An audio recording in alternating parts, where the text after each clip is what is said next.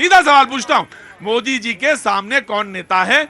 और मैं इसके बाद कांग्रेस के पास आऊं। बिल्कुल बड़ा आसान है। मोदी जी के महंगाई के खिलाफ, महंगाई कम करने वाला, इनकी बेरोजगारी के खिलाफ युवाओं को रोजगार देने वाला, किसानों की आय दोगुना करने वाला, युवाओं के लिए स्कूल बनाने वाला, लोगों के लिए अस्पताल बनाने वाला, देश के अर्थव्यवस्था को मजबूत करने वाला अकेला नेता होगा, इंडिया अलायंस से होगा। और आपको पता चलेगा कि Bharatiya Janata party India alliance बनने के बाद घबरा गई है और सीबीआई ईडी को एक्टिव कर दिया है। अरे 200 का 15 लाख, बनाओ स्कूल, बनाओ अस्पताल, 200 के किसानों की आय दोगुनी कर दो, अरे बिजली पानी मुफ्त कर दो। अरे तुम जो सिलेंडर जिसकी बात करते थे 400 का 1200 का। मैंने सीधा सवाल पूछा था कि मुझे बताया जाए कि मोदी जी के सामने कौन नेता। ठीक है, ये इनका राइट है, ये अपने राइट के हिसाब से बोल सकते हैं। इन्होंने जवाब जितना दिया, देखे नहीं, ठीक है, नाराज नहीं हो रहे जी। इनसे जो आप सवाल किए आम आदमी पार्टी से, तो ये सवाल का जवाब क्यों नहीं देता? गोल गोल क्यों घुमाते हो भैया? प्रवक्ता क्यों बन के आ जाते हो? क्यों आते हो यहाँ पर? महंगाई और दुनिया का बात करें, एक ही नाम बताओ। मोदी जी सामने नाम बताएं अपना। मोदी जी सामने कोई नेता ही नहीं है। ये कहाँ से आना हुआ आपका?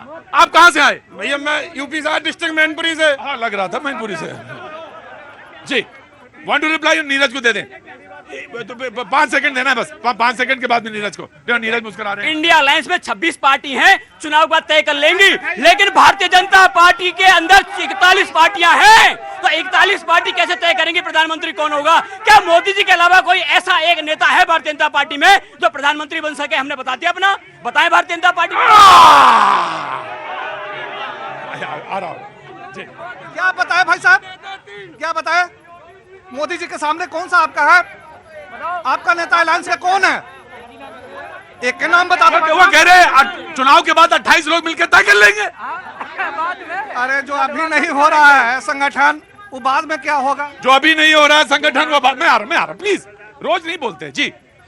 इनकी बारात का दूल्हा ही नहीं पता है तो ये क्या करेंगे? क्या उम्र तुम्हारी? 28 साल। शादी हो गई? नहीं।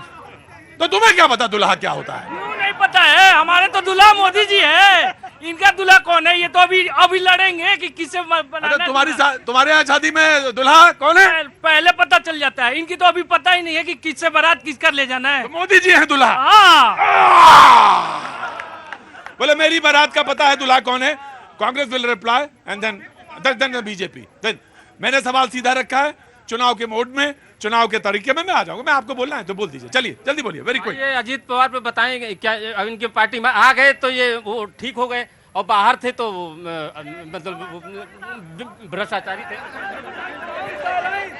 कभी कभी जब हमारे दर्शक बोलते हैं तो बहुत अच्छा लगता है कि वो ऐसे ही इशारों में ही बता देते हैं, समझा देते हैं जी। कोई बात नहीं, बता दिया, समझ में आ गई बात आपकी जी जी जी। नीरज प्रतीक जी, इस नासमझी भरे सवाल का समझदारी वाला जवाब दे देता हूँ। बहुत बहुत अच्छा जी। मैं कभी कभी सवाल बहुत अच्छा नहीं होता है, सवाल अच्छा नहीं होता है, ये बात सच होती है। कभी कभी सवाल अच्छा नहीं भी लगता है, लेकिन अगर सवाल अच्छा ना भी हो तो जवाब अच्छे आ जाते। रुको यहाँ से, मैं दोनों मैं आराम से सही बोल रहा हूँ आपको।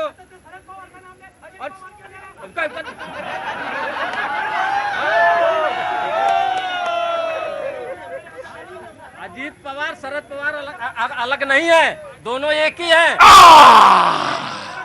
जी। तो प्रतीक जी, वो समझदारी वाला भरा जो जवाब है वो हमारे पूर्वज ही हमें दे गए थे। हाँ। वो एक जीती जागती किताब हमारे साथ छोड़ गए, हाँ। जिसको कहते हैं संविधान। वाह। और इस संविधान के अंदर उस पूरी चुनाव प्रणाली के बारे में लिखा है कि कैसे ये जो समझदार जनता है ये अपने सांसद को चुन लेगी, ये प्रधानमंत्री को नहीं चुन रही है, ये विचारधारा को चुन रही है। हाँ। ये उस विचारधारा को चुन रही है जो अभी आप कह रहे थे कि नफरत के बाजार में मोहब्बत की दुकान। उस विचारधारा को जब ये चुन लेगी, वो सारे जो हमारे साथी होंगे मिलके अपना नेता चुन लेंगे। देखिए, प्रक्रिया तो यही है कि पहले सांसद चुने जाते हैं, फिर सांसद नेता चुन लेते हैं। लेकिन कभी कभी थोड़ा थोड़ा लोगों को लगता है कि अगर पता चल जाता दूल्हा कौन है तो पता अच्छा हो जाता, थोड़ा दुल्हा दिख जाता तो दुल्हा नहीं कह रहा हूं, दुल्हा कह रहा हूं, थोड़ा दुल्हा दिख जाता तो पता चल जाता तो अच्छा होता, ये हो जाता तो अच्छा होता। कहां से आना हुआ? दिल्ली के ही रहने वाले। क्या नाम है साहब? सलीम नाम है। सलीम भाई बहुत बहुत शुक्रिया। जी, बोलिए। और कहाँ से आना हो, यहाँ दिल्ली में कहाँ रहते हैं? दिल्ली बदरपुर। बदरपुर में, बहुत अच्छा, साथ आई हैं, बहुत अच्छी बात है। कुछ कहना चाहते हैं, मन में है? बस घरा बेच देंगे, गगन बेच देंगे, कली बेच देंगे, सुमन बेच देंगे, अगर राहुल गांधी सो गए तो ये देश बेच देंगे। अगर राहुल गांधी सो गए तो देश बेच देंगे। राहुल गांधी नहीं सोएंगे, अच्छी बात है। राहुल गांधी को सलीम भाई आप जगाते रहिए जी, बिल्कुल अच्छी बात है। Now the Rakesh Singh will reply. अरे संविधान की बात लगातार ये कह रहे हैं कांग्रेस। अरे सबसे पहले संविधान को इमरजेंसी लगाकर आपने बदल दिया। और राहुल गांधी की ये समझ है कि मोहब्बत दुकान में मिलती, इसलिए दुकान मोहब्बत दिलों में होनी चाहिए, दुकान में मोहब्बत नहीं मिलती है, ये समझ होनी चाहिए। और तीसरी बात, मैं काम की बात कर रहा हूं। मध्य प्रदेश में थे, आपकी सरकार थी, आपका बजट कितना था? 2002 में गए, आपका बजट 38,000 करोड़ था। आज शिवराज सिंह सरकार का बजट 3 लाख करोड़ का है। आपका स्वास्थ्य बजट 500 करोड़ था, हमारा 16,000 करोड़ का बजट है। काम गिनवाइए, घुमाइए मत। आपके दूल्हा वाला जो सवाल था आपका, देखिए बड़ा गंभीर सवाल था कि लोगों के मन में जिज्ञासा बहुत होती है कि दूल्हा कौन होगा। लेकिन वो जिज्ञासा जो उत्पन्न हुआ है वो प्रेसिडेंशियल फॉर्म ऑफ गवर्नमेंट जो अमेरिका में चल रहा है, वहां तो गारंटी है कि आपको दूल्हा के बारे में मिल जाएगा जवाब। लेकिन भारत में वो गारंटी नहीं है। आप बता दीजिए भाई, राजस्थान में कौन होंगे भारतीय जनता पार्टी के मुख्यमंत्री का घोषणा हुआ, छत्तीसगढ़ में कौन होंगे इनके मुख्यमंत्री उम्मीदवार बताया, मध्य प्रदेश में भी शिवराज सिंह चौहान को भी नहीं बता रहे, ये बता रहे प्रधानमंत्री जी। मैं आ रहा हूं नीरज जी, आप ही से शुरू कर लूंगा। तमाम तरह से तर्क दिए जा सकते हैं मेरे सवाल के, और ये सच भी हो सकता है कि सवाल बहुत अच्छा ना हो।